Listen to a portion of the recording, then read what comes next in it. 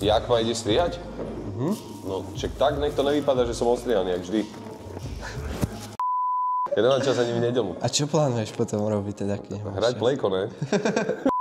Že zarábal si aj niečo iným okrem tetovania? Ne, nikdy, kamo, ja som nikdy nebol v robote. Ježiš, ty si to odmietal, ale vyťahni tie tvoje cigy, čo ty fačíš. Vyťahni to. Nerob. Nemám ju, som všetky vyfajčil. Ne, vyfajčil si všetky. Minule si kúpil 5 kartónov, tu na to máš. Vyťahni kartón, kamo. Vyťahni kartón. Ja som im ráno kúpil 20 rožkov, nejaké bambina, 30 pív a typci ma proste pustili domov, vieš, že to bola moja brigáda, vieš, že... Čo bol tvoj najhorší zážitok s barberom? To úplne presne viem, kamo. Mároš nás nemal čas. To začína dobre.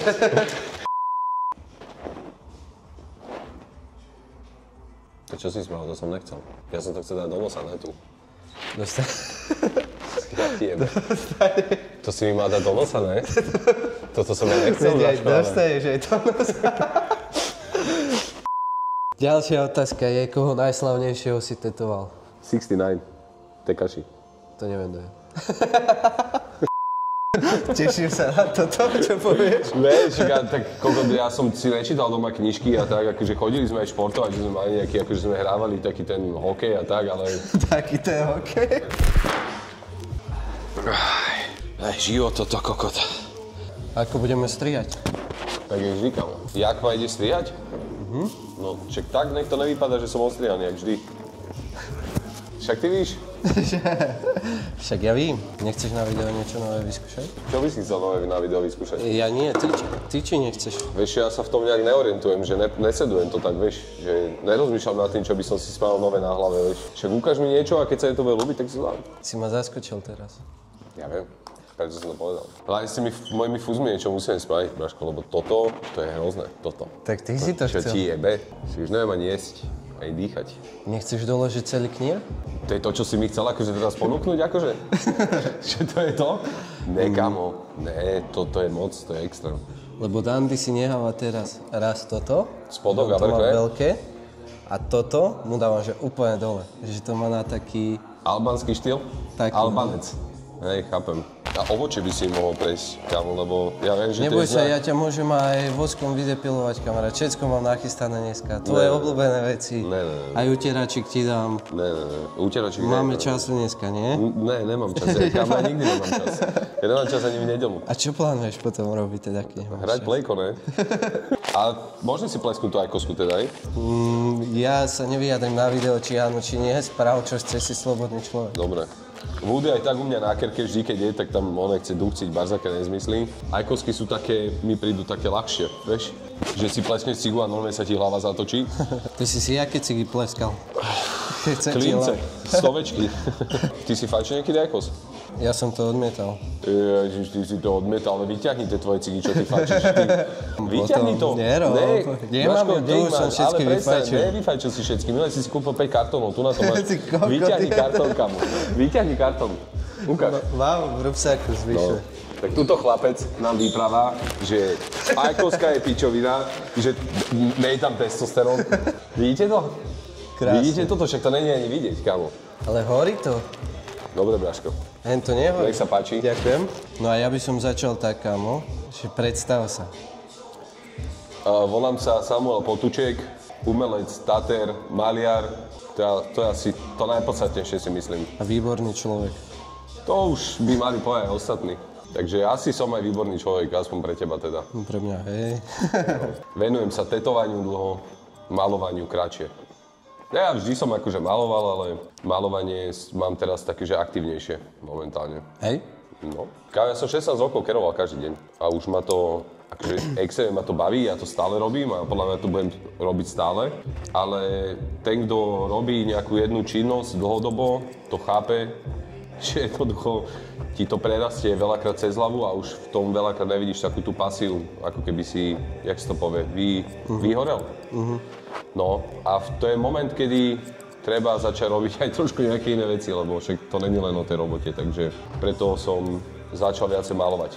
No a keďže si taký umelecký človek, tak mňa by zaujímalo, že ako to celé vzniklo, že tvoje detstvo, že čo ťa k tomu viedlo? Kamo, ja Aké si bol dieťa? chápem. Aký som bol dieťa? No, Braško, že ja si úplne. na to moc akože nepamätám. Akože úplne dieťa? Tak pokiaľ si Alebo keď som bol pamätáš. na základnej, alebo tak? No, základná, stredná. Tak sme, tak akože ja som... Teším sa na toto, čo povieš. Vieš, tak ja som si nečítal doma knižky a tak, akože chodili sme aj športovať, že sme mali nejaký, akože sme hrávali taký ten hokej a tak, ale... Taký ten hokej. Ale ja som na toto akože nikdy nebol, no a potom došiel akože, vtedy to bolo v pohode, ale jasne, že sme v škole vymýšľali, sme šikanovali ľudí a tak, akože nej som na to hrdý, ale tak čo už. Potom už keď som bol taký, že základná škola, akože takže vyššie ročníky a tak sme vymýšľali kokotiny, jak s chalami sme slopali a tak, proste sme sa zabávali, no. Takže ja neviem, že ale akože nikdy som nebol dieťa, ktoré by robilo akože nejaké výtržnosti extrémne, alebo by som bol nejak prepnutý, alebo chápeš ma, že akože že úplne, že zloba, aj do školy som chodil a tak. Aj na sedmu som chodil do školy, že ja som nebol ten typ človeka, čo by nejak extrémne blicoval, že niekedy sa mi to podarilo, ale ja som bol docela, akože si myslím, že v pohode. Že akože keď som sa pozeral na svojich kamošov, tak ja som bol na tom akože veľmi dobre. Ale bol som taký, že dieťa ulice by som povedal, hej, že sme behali po vonku a tak. Lebo môj tatko bol taký typek, on furt tvrdil to, že keď sa rodina prestane stretávať pri stole, či pri obede, cez víkendy alebo na večeru, že tak to je akože začiatok konca. Vieš, že on si na to veľmi potrpel, aby sme sa vždy stretli proste pri stole, keď som ho mali. A ja som kámo, že o 7 večer si zo mňa kamoši robili piču, som mal 16 rokov, a ja som chodil o 7 večer na večeru, kámo. A potom som išiel, že o po 10 domov. Keď som mal ešte 16-17. No to je pekné. No a potom padlo taký 19 a tak a fú. Ale to ja som začal v 19 hneď kerovať, kamo, vieš, čiže ja som bol taká, že docela samostatná jednotka. Celý život som samostatná jednotka. Že zarábal si aj niečo iným okrem tetovania? Ne, nikdy, kamo, ja som nikdy nebol v robote. Ja si pamätám Čo? jednu príhodu, čo si mi hovoril, že si bol robiť a už ťa tam na druhý deň nevidie. Robiť? Že kvôli výške alebo také niečo, nechcem to úplne, že streliť. Nepamätáš si? Ne.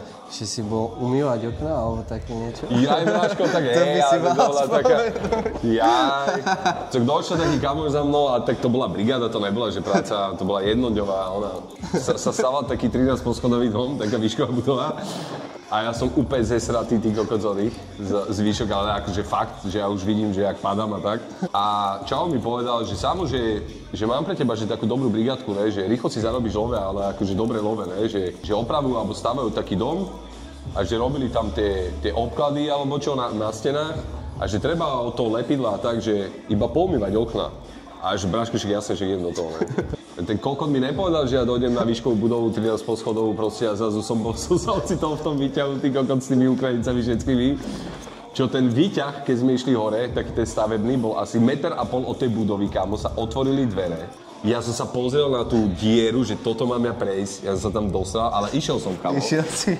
Išiel som, potom ma vyjebali na lešenie. Na 12. poschodí a tí Ukrajinci sa na mne tak začali jebať, lebo ja som sa nevedel postaviť. Ja som tam sedel na tom lečení a tí Ukrajinci 50 ročí okolo mňa behali, tí kokot, vieš, kladiva si hádzali z 12 na 11 a takéto veci, tí kokot, vieš.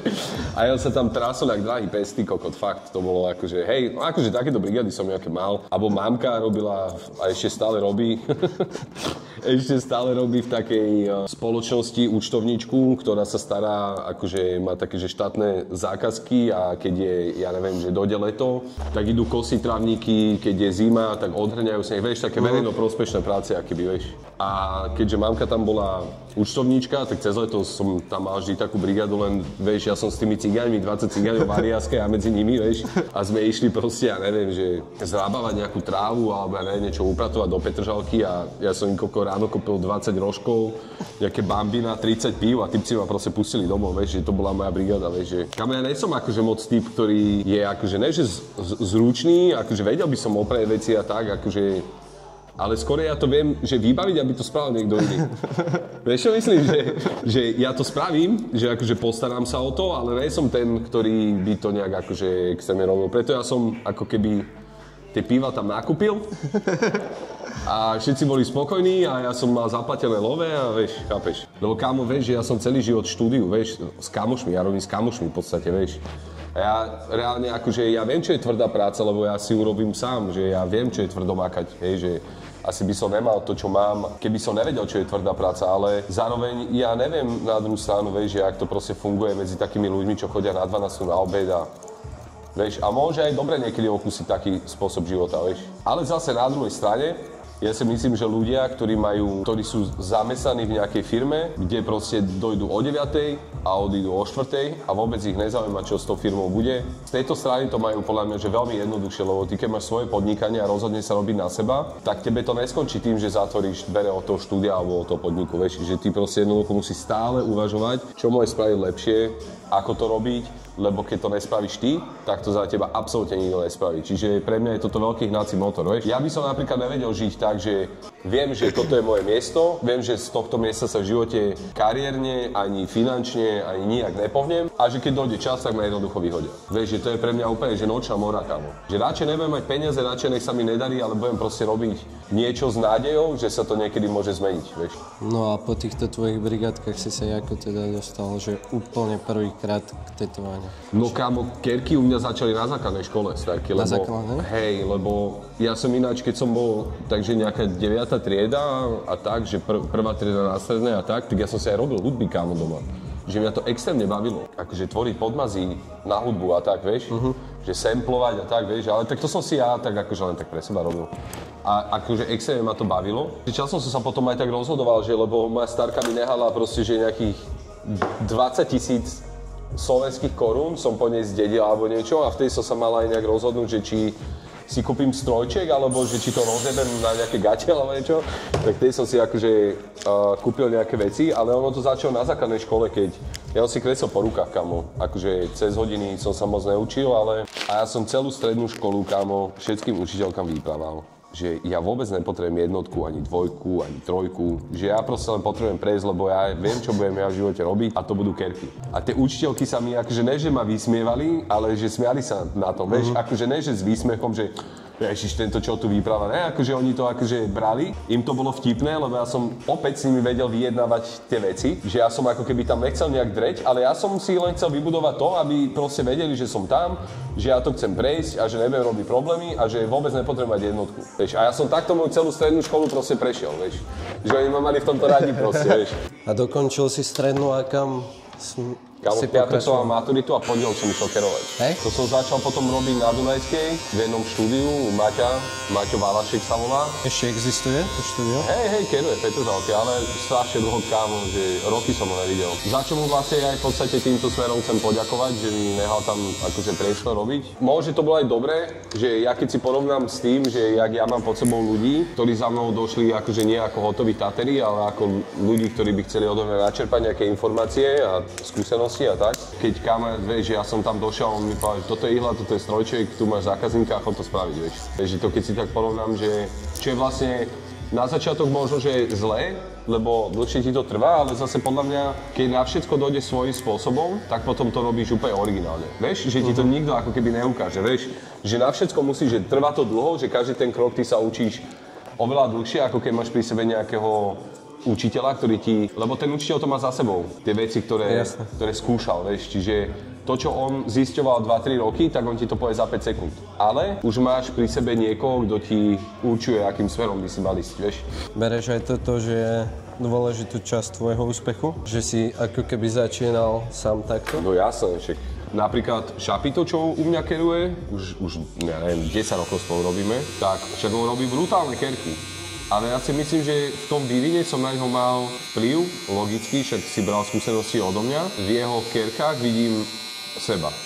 Že ako ne, že by ma kopíroval, ale vidím to, ako to robí, aký má postup a tak a vidím v tom seba. Čo nie je zle, však on robí nádherné kerky, čiže ja som strašne rád, že spolu robíme a že to tiež so mnou prežil, lebo ja som robil také šikany, že ja som fakt niekedy zaspával a normálne som si hovoril, že keď Čapito zajtra nedojde do štúdia, tak ja sa vôbec nečudujem, že nedojde, kámo. Dáš príklad nejaký? Ja neviem, kámo, že to boli úplne také banálne veci, že proste, že spravil nejakú vec, na ktorú by si sa možno ani nejak extrémne nepozastavil, že takú chybu pri kerke, čo ani nebola chyba, že ako zákazník to nevidí, vieš. Ja som normálne, že vytočený 25 minút na jeho vrieskal, ty kokos z 10 minút, centimetrov do ksichtu proste, vieš. A mne strašne záležalo na tom, aby on vedel proste brutálne kerovať, vieš. Čo mi prešlo cez prsty ľudí, že on si to zobral najviac a má podľa mňa krásnu robotu, zarába si dobré peniaze, má zdravú rodinu, vieš, že on došiel jak chalan z Londýnu, ktorý tam išiel robiť do nejakého skladu do Teska, kde nepoznali ani jeho meno, mali iba nejaké číslo proste, vieš. Že keď sa na to pozrieš 10 rokov dozadu a čo má vlastne teraz, tak ja som akože veľmi rád, že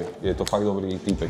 Ale ešte k tým štúdiám predtým, že to bol taký začiatok toho, lebo my sme sa potom, kámo, to prvé štúdio, kde sa začal robiť, to bolo, vieš, aké veľké, ak váš sklad, a my sme tam boli 4, kámo. Tak potom ten Maťo otvoril nové štúdio, kde nás akože bolo viac, lebo typek to asi chcel aj otvoriť, že vo väčšom, vieš. Sme išli do väčšieho štúdia a tam to skončilo úplným fiaskom, lebo tam nabehli proste takí typci, nebudem hovoriť, že nejak mená alebo tak, ale môj kamoš tam strašne dostal na piču, úplne ho tam rozkopali, lebo bol proste drzý a no celé to bolo proste na piču. Tak ja s tým kamošom sme sa vlastne od neho akože dali preč a stavili sme si svoje prvé vlastné štúdio. Ako sa volalo?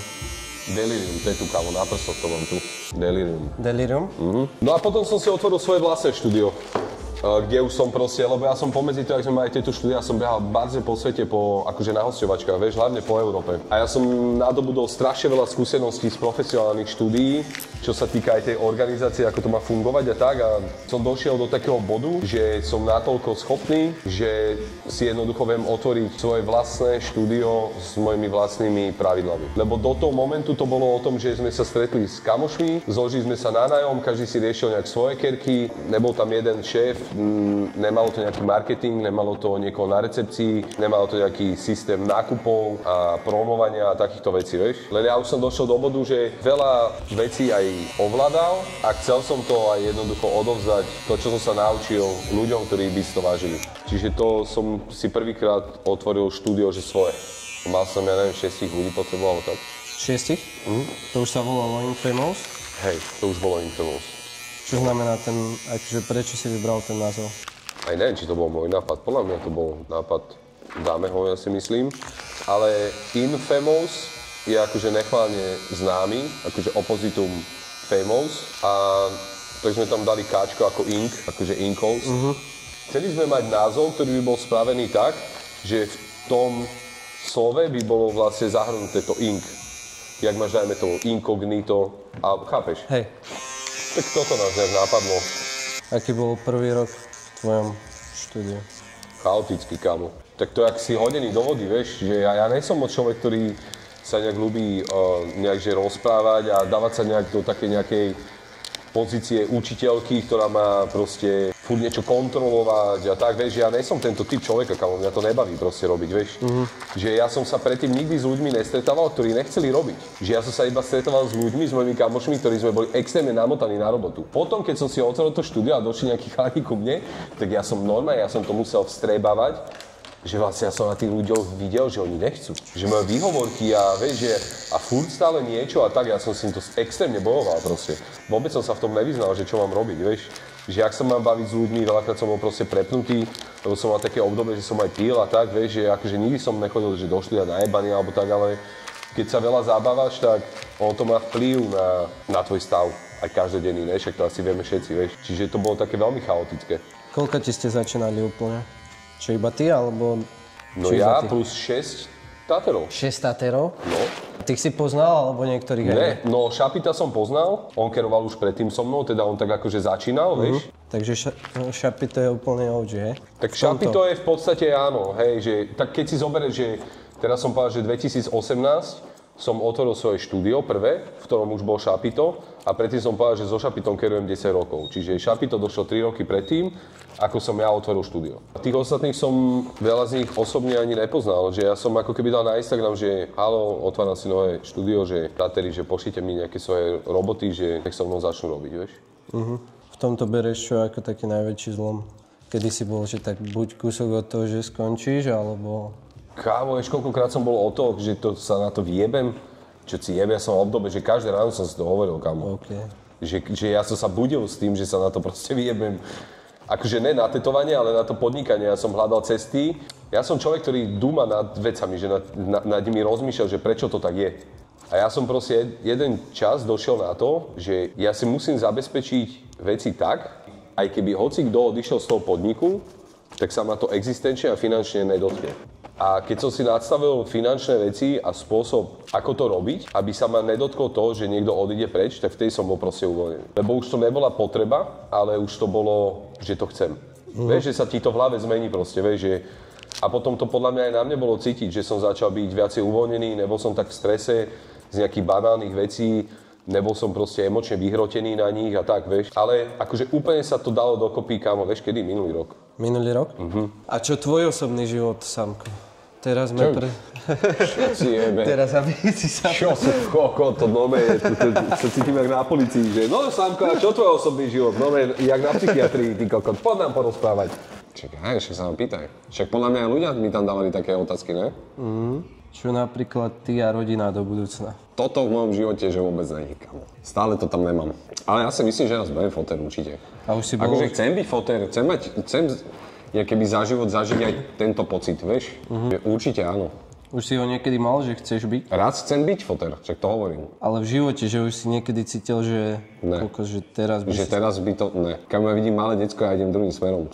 Ale akože paradoxne, my, Sámko a Danielka, to je dcera a syn mojej sestry, tak keď som s nimi, tak mi to akože nevadí, vieš, že akože, že ja si mi strašne rád trávim čas, že vždy sa teším, keď idem za nimi, vieš.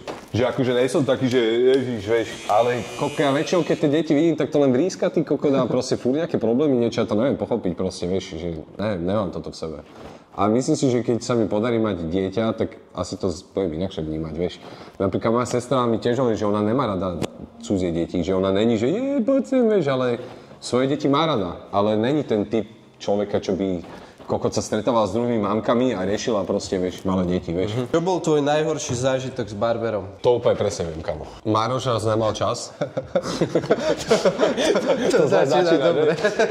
Mároš bol niekde na dovolenke alebo mimo, neviem, to sa nepamätám. Tak mi dal jedného barbera a odišiel som, oholil ma, ostrial ma a odišiel som a túto stranu alebo druhú, to je jedno, že tu som mal, že takto potadial to, túto hore som mal, že nome až takto potadial to. Že nome som to mal seknuté takto, že rozdiel asi 2-3 cm, kámo. Iba bradu, že vlasy boli v pohode, ale...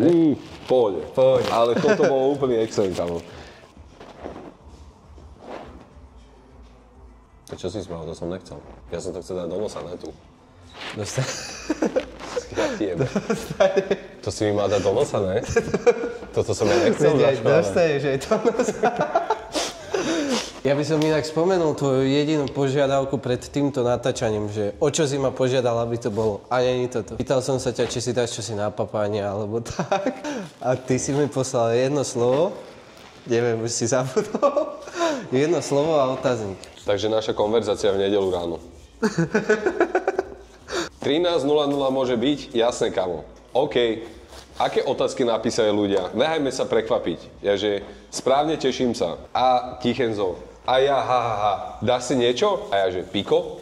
A on, že môže byť, beriem, idem nachystať. Ja, že ďakujem 2-krát. Pecka. Kámo, to je krásne do piče. Hej. Teraz si musíš ale toto, že veľmi silno držať, aby som ti nezobral aj knírkam, lebo keď ti chytím s tým voskom knír, tak to budeš vrískať. Normálne aj nos si prekryť. Takto? No, cca tak, počkaj, trošku vyššie. Už som to roztrhol, kamo, vidíš, aký som nervózny? Ja ťa zakloním teraz radšej, nech máš hlavu, aspoň si ho opri. Ježiš, Blažko, prečo mi toto hovoríš? Tak ja to nechcem. No nechcem to. No nechcem to. Ale prečo mi hovoríš takéto veci? Aby si ma od toho odradil, alebo kvôli čomu? Aby som ti to spríjemnil, zabavil ťa. Ty mi spríjemňuješ to, že mi môžeš vytrhnúť celé fúzikám a bude ma to boleť? To je to príjemné? Opri si trošku takto, super, no vidíš to. Dobre to mám takto. Výborne, skvelý si. Hej? Povedz mi to. Dobre to mám takto? Áno, dobre. Super. Možno sa ti to chytí prsta teraz. Dá si kurva, kámo, by sme jebnutí. Čo som spravil? Nič, len ti to teče na prst. To nie je dobre, ne? Tak to iba treš. Bráško, ale to nie je dobre asi, ne? To je, že srandovné. Bráško. Nie, neboj sa, neboj ne? sa. Iba ticho sieť. A zase si ma dal do tejto pozície. V tej si bezbranný. Koľko, toto je halus. Ale ja to aj iba v jednom nose. Však teraz si idem dať do druhého. Či mám 3 ruky, že to zvládnem naraz. Počkaj, to mám prilepený prst. Ale vážne, ja sa neviem dať predstaviť, ale kamo. No a to už je hlboko, Bráško. Není. Áno. To sa ti zdá. Koľko, ty si tak bránil ten knír, kámo, že si bol schopný obetovať palec. No poď. Čo je bežný človek normálneho typu. Chodí do roboty, nemá rád tú robotu. Doma ho čaká žena, ktorú nemá rád, deti sú v piči, nemajú ho radi. To je, ale kamo, to je normálna vec, taký, to sa normálne deje, že ja si z toho ako keby nerobím srandu, ale takto proste ľudia, že aj takíto ľudia žijú a podľa mňa je ich veľa, lebo žijú niečo, čo nechcú. A on si zapne na Instagrame alebo na YouTube nejaký podcast, kde mu vyprávajú tipci, že je pojebaný bezmozek, lebo už 25-ke nemal 3 milióny. Počkaj, čo mi dáš? Počkaj, to je na brádu, kamarát, aby ti ale dobre... na vlasy mi to nedáš. Dobre, nie. Sľubujem. No a on si zapne proste nejaký podcast alebo nejaký rozhovor, kde ho v podstate úplne dojebu, že je neschopný a že toto by mal a toto by mal mať a takto by to mal robiť a keď to nebudeš robiť takto, tak to bude také. Jedno jediné, čo ten človek chce, je to, aby ho ten podcast dostal pred z tej bežnej reality, kamo. A toto ho podľa mňa iba ešte viacej dojebe, kamo. Keď toto počúva potom, vieš. Čiže my musíme spraviť podcast, kde sa proste budeme smiať a trepať píčoviny. Nech ten človek zabudne na každodenné problémy, ktoré máme každý, vieš. Prvá otázka. Ako sa vyrovnávaš s neúspechom? Že sa snažím byť úspešný. Keď zrovna nie si úspešný? Tak ešte nie je koniec. A ako si sa v minulosti vyrovnával, keď si bol mladší, lebo teraz už máš podľa mňa iný pohľad na svet? Neúspechom? Chcel si niečo spraviť veľmi, No. niečo sa ti že nepodarilo, No. Ako si reagoval? Že som sa na to vyspal a došiel som na ďalší deň a robil som to isté. Mňa napríklad zaujíma, že teraz ako ti dopadla tá kerka, čo si chcel skúšať niečo nové. Videl som to, ešte si to nenahádzoval na profil, nie? To by si inak mohol povedať, že čo si vlastne robil, jak chceš. Tak nebudem hovoriť konkrétne, ale ja si myslím, že veci, ktoré sú že taký game changer, sú väčšinou tie veci, ktoré sú úplne prirodzene okolo teba, len si ich nevšímaš. To sú vždy tie najjednoduchšie veci. Napríklad iPhone. Čo je na tom komplikované? Nič. Takže všade boli telefóny, vieš. Ale jedna vec, čo ti to zmení, že je to smartphone, že to je proste intuitívne a tak on v podstate nevymyslel nič nové. On len do toho dal seba. A ja si myslím, že ja som našiel niečo v kerkách, čo si myslím, že má každý v hlave, ale nikto si to neuvedomil, že to je okolo teba. A je to čistý originál. A chceš si niekedy prísť, že medzi ľudí? Ja si už mám zákazníka, len vieš, kámo, ja som tento rok už u mňa kerko nedostaješ. A je maj. Ja som vôbec? Ne. Ja dávam termíny na január, február. Čiže ja som týždeň dozadu našiel človeka, ktorý by do toho išiel. A čiže ja ho tento rok to môže ešte aj nespravím. Ďalšia otázka je, akú značku farieb používaš? Úplne všetky. Ja som sponzorovaný Intense už dlhé roky, ale není spolupráca ako spolupráca. Oni mi na začiatku dali nejaký budget na nákup farieb. To bolo koľko, aj neviem, 7-8 rokov dozadu môže. Neviem, fakt, dlhé roky. A ja som odtedy od nich nedostal žiadnu nejakú, že samo zober si farby, že tu máš nejaký kód, pod ktorým si budeš objednávať farby. Že ja ako keby nejsom aj zmluvne nejak zazmluvnený, že musím používať iba ich značku a keby to tak bolo, tak by som ich mal mať zadarmo. Lebo napríklad Revolution mám zadarmo tie ihly a v živote nebudem kerovať s inou ihlou, lebo ja nemám dôvod s niečím iným robiť, lebo jednak som toho otec.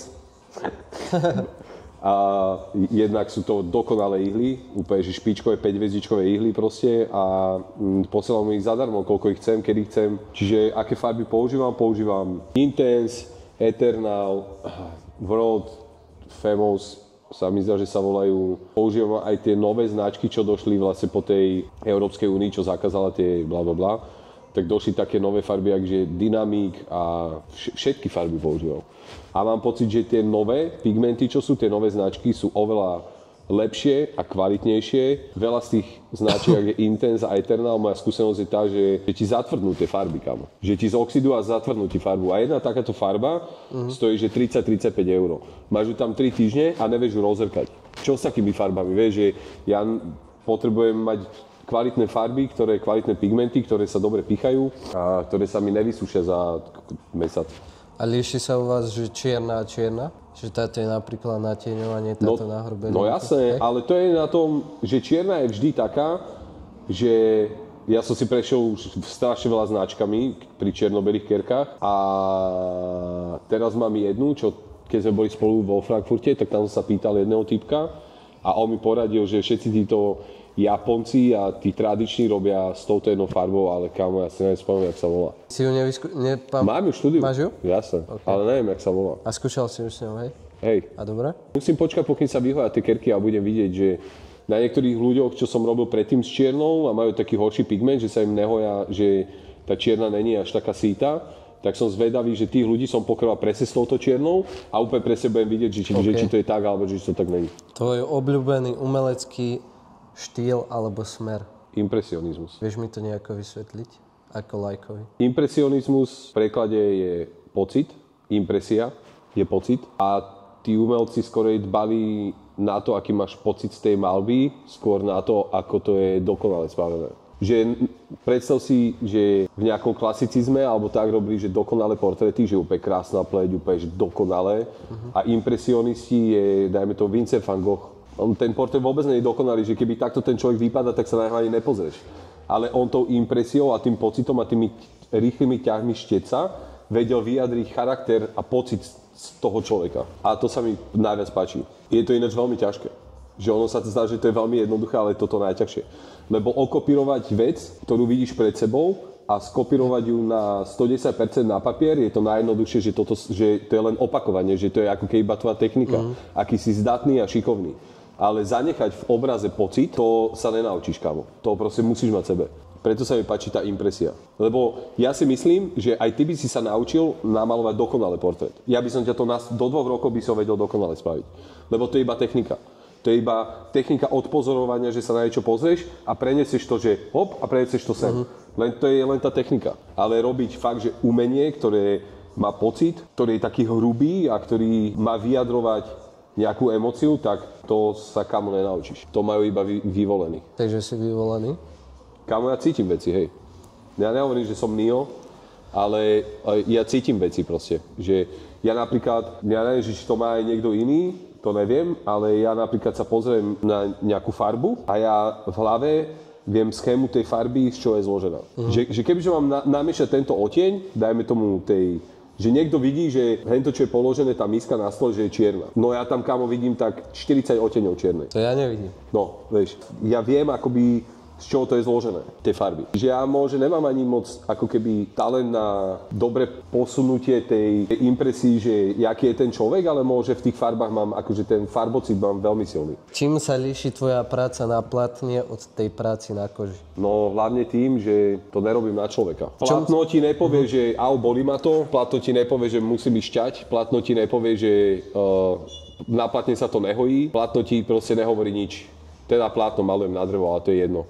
Ďalšia vec je to, že keď kerujem niekomu kerku, ten prvotný impuls pochádza z toho človeka, pretože on mi zadá zadanie. Ja v nejakom mojom štýle by som mu to mal spraviť. To znamená, že on ti dáva obsah a ja tomu dávam formu. Ale umenie nevychádza od toho, že čo ti niekto povie, čo máš robiť a ty na to máš reagovať, ale ty robíš to, čo chceš a oni majú reagovať na to, čo robíš. A to je základný rozdiel medzi kerkami a umením, malovaním, sochou, písaním, skladaním hudieb.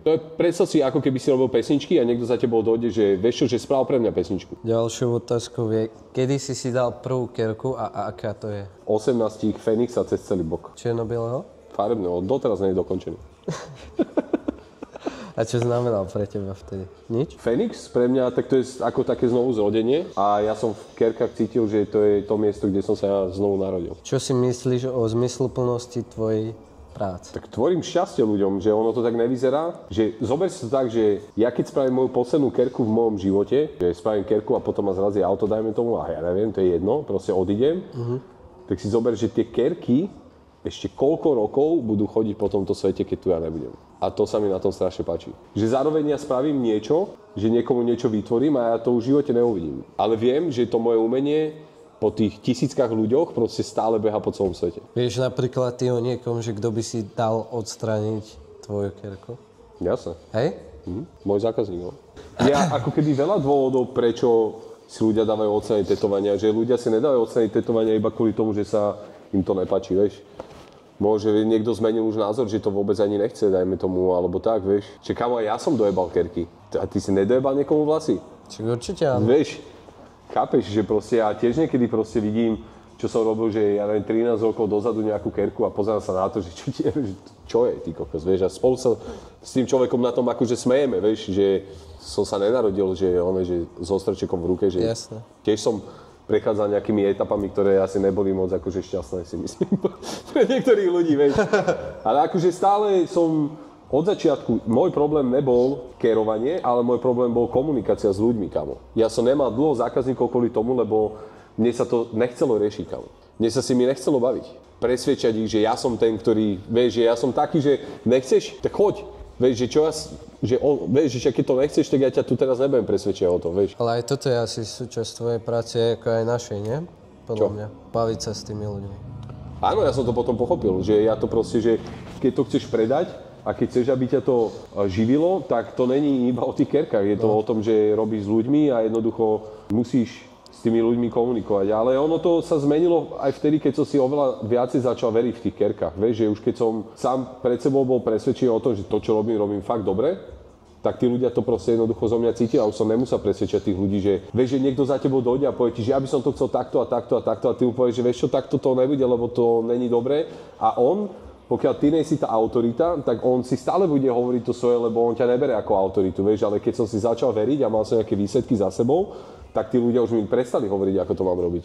Lebo už keď sa dali do tej pozície, že mi začali vysvetľať, ako by to malo byť, tak už sami pred sebou sa začali cítiť a kokoti, že čo tiebe, že ja čo mám tomu samovi vysvetľať, že však on to asi vie lepšie ako ja, vieš. Čím viacej si veríš, čím viacej si zručnejší, tak tým viacej ti ide všetko hore, že aj tá komunikácia s tým človekom, vieš, máš to jednoduchšie proste, vieš. Ale tie začiatky boli kruté, že ja som sa vedel dohádať s tým človekom, ja som proste tomu človeku povedal, nech proste je do piče, že ja on to proste robiť nebudem, vieš.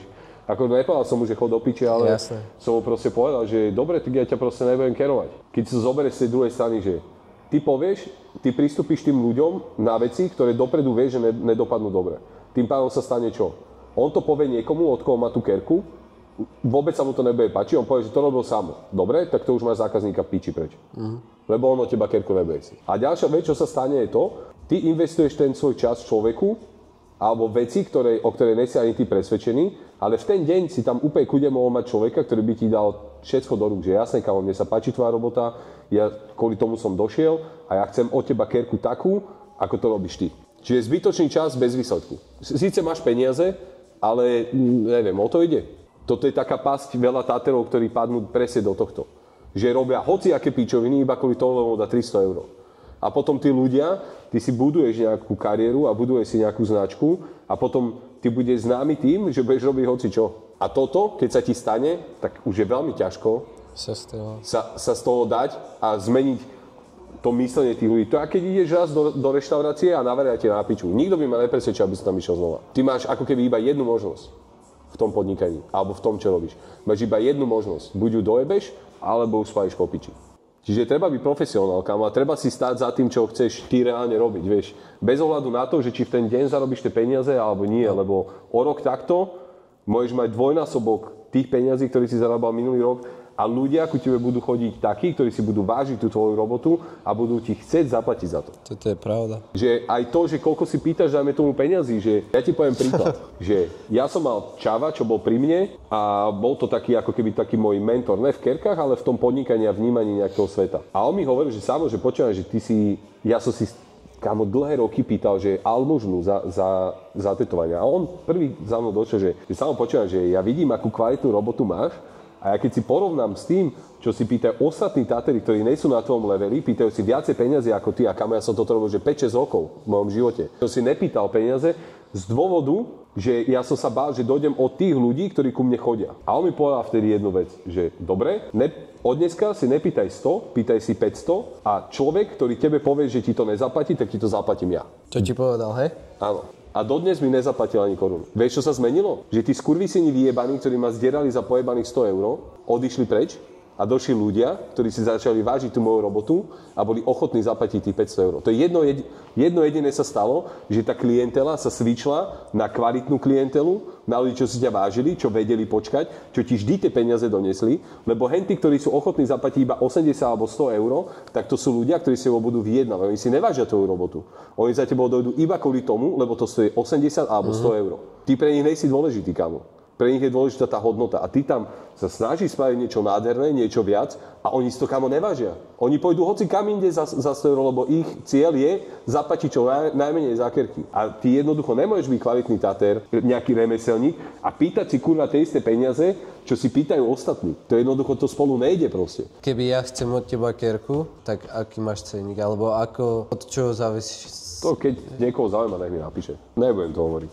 Teraz som to hovoril, že proste keď chce človek odo mňa kerku, tak nech sa nepozerá asi na tie peniaze. Ako vyzerá tvoja služba? Že úplne od začiatku, už od dohadovania termínu až že po koniec? Tak moja služba začína tým, že máme v kybersvete, máme videá, ktoré sú vypustené, ktoré nie sú, že videá na mojom profile, alebo ja keď si všimneš, že ja nemám ani webovú stránku, lebo ja nepotrebujem kamo. Ani moje štúdio nemá ani webovú stránku. Keď napíšeš do Google tetovanie, tak nás sa ani neukáže. Lebo mňa to nezaujíma. My máme na tom celom pozadí toho, čo sa deje na internete, my máme videá, kde reprezentujem, dajme tomu seba, alebo štúdio, alebo toho daného tatera, ktorého ja chcem odpromovať. Má nejaké promo video, kde sa odprezentuje, čo robí, koľko robí a tak ďalej. A tieto videá sú v pozadí.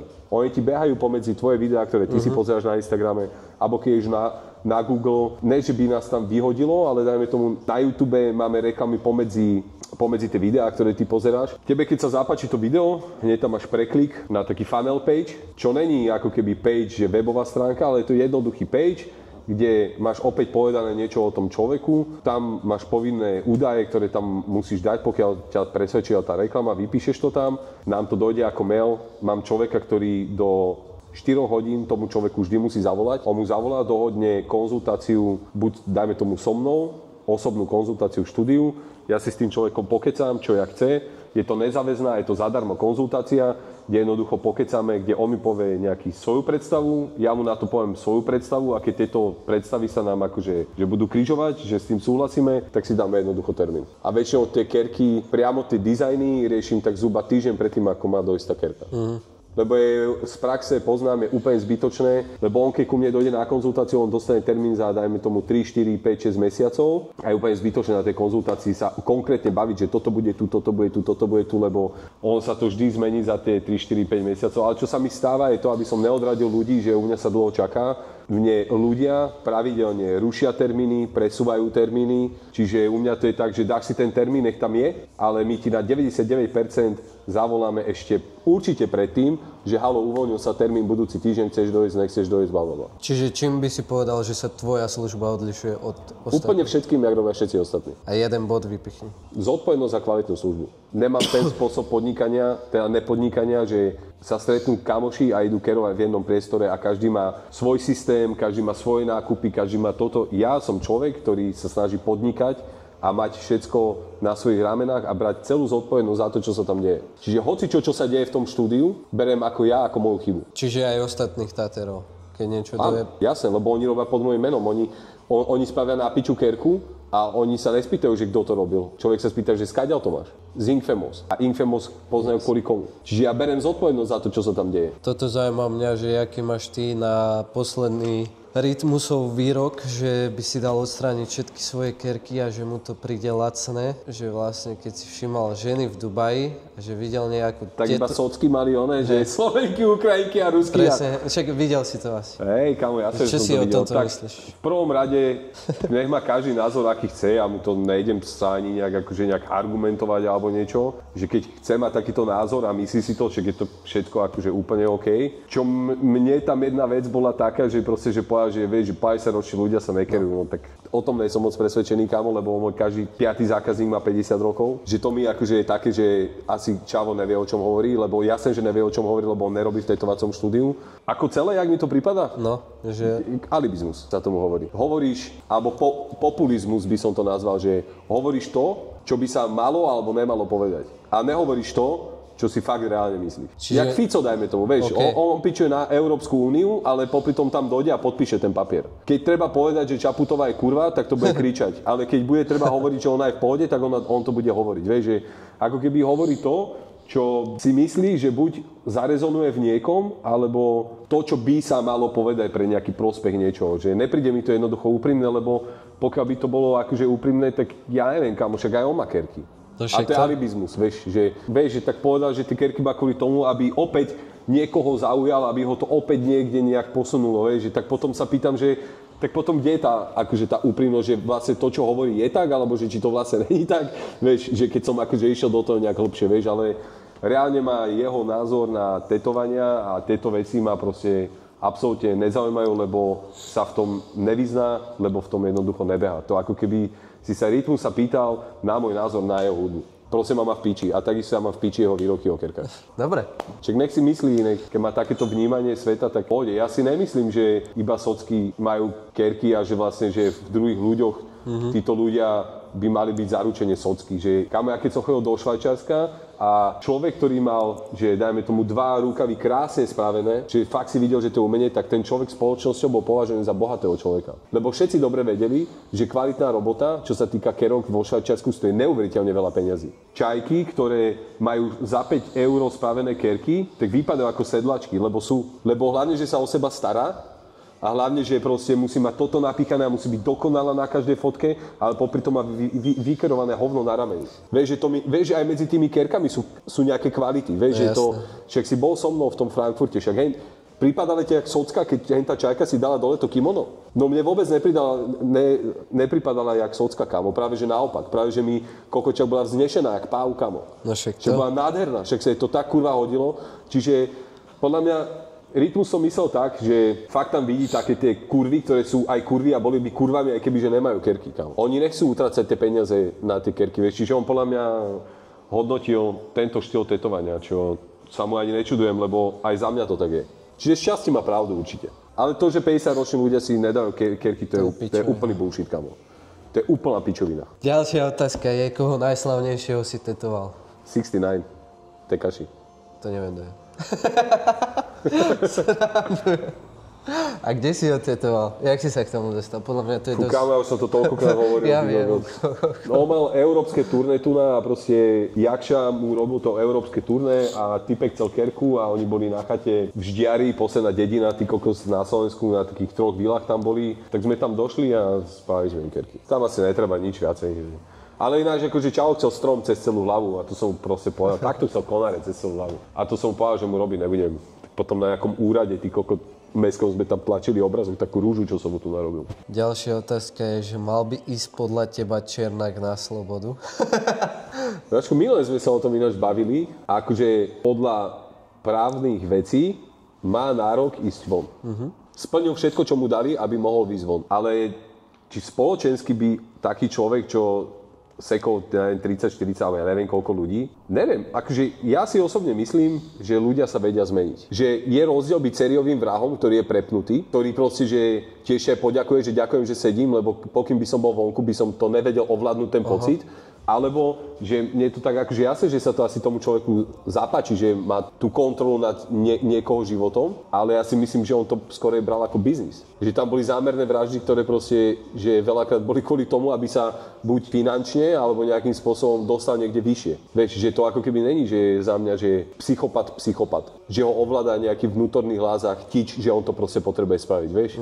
Ja neviem, že či by mal stále chuť akože robiť tieto skopičiny na ľuďoch, ty kokos, že dobre, tak idem teraz one, vieš, že idem si dokazovať 90. roky, vieš. Čiže, ale môj názor, že či by mal ísť alebo nemal by ísť von. Tvoj osobný. Podľa by to mohli skúsiť ho dať môže do nejakého iného centra, jak sa správa zase, alebo ja neviem, že nejakú tú kokotinu mať na nohe, alebo niečo, vieš, že môže kebyže som sa s ním nejakým spôsobom nejak porozprával, alebo tak, vieš, že by som si ho nejak navnímal, tak by som možno uznal, že však, ale však to asi není až také hrozné, vieš. Ale určite nechcem hovoriť, že Černák na slobodu.